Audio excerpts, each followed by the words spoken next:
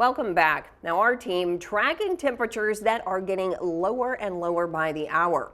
And when we get as much snow as we did over the weekend, followed by such cold temperatures, well, it means that nothing is going to be melting away anytime soon. And that can be incredibly dangerous. It does result in a lot of injuries this time of year. And here to talk a little more about that is Keith Gebke with Deaconess Illinois. Keith, welcome to the show. Thank you.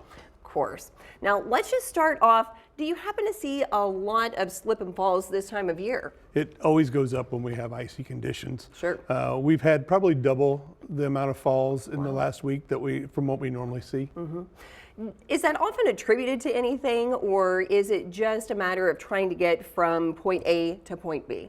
I think it's a lot of that point A to point B, but people just try to move at their normal pace and don't slow down like they should in this bad weather. Yeah, absolutely. And this is a time where you just kind of have to take it slow out there. Yeah. All right.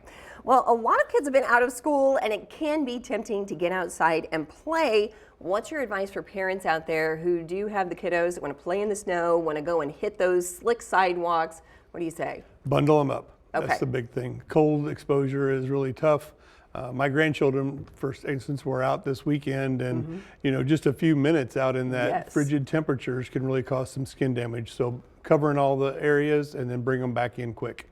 We did. We spent a lot of time outside this weekend, as you can imagine, but we took a lot of incremental breaks because we were getting our little gloves would get soaked and then fingertips instantly red. Right. Yeah. Adults are usually prepared for the cold weather stuff, and kids' clothes just aren't quite as bulky. They're not, and they just don't keep the kids as insulated as what you might like. Well, what are some things that people can do to simply protect themselves out there outside of maybe an extra layer of clothes? So worrying about the ice is huge. Yes. So if you're needing to get from point A to point B and you see somewhere that's a little bit more clear, take that extra time and take the walk around. Sure.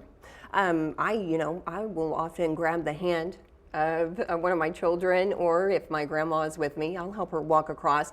My mother had an ingenious idea. She would wear her golfing cleats and use those across the ice. Now, you might not have some of those at home, but what an ingenious idea, right? Sure, and they do sell over the counter. You can get attachments to put on the bottom of your shoes that are great for walking in ice. That's right. So a lot of mailmen use those.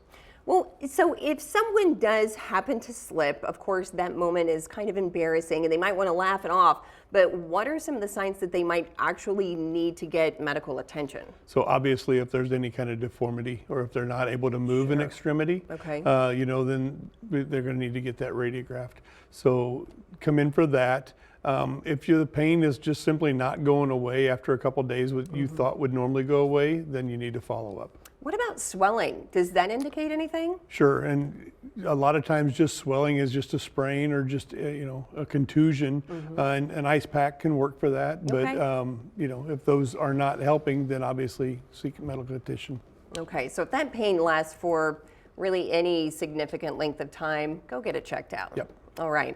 Well, Keith, is there anything else that you feel like it's important that our audience know before you go? So I think one thing, like I said, take your time, practice the penguin walk. Penguins waddle for a reason, so they get around on ice very well. Yep. So it's not uncommon. Actually, I had a discussion with one of the coworkers yesterday about that. Oh yeah, doing the penguin walk across the parking lot. You might get laughed at, but at least you'll make it back inside. And keep it low. I mean, I've always been told as well, if you keep it low, that lowers, the amount that you can fall. Sure. Yeah, okay. Well, Keith, anything else to add before we go? No, I think that's it. All right. Thank you so much for coming in today. We really appreciate it. You're welcome. Hope you see less and less of those slip and falls out there. We hope so too. Sure. Thank you.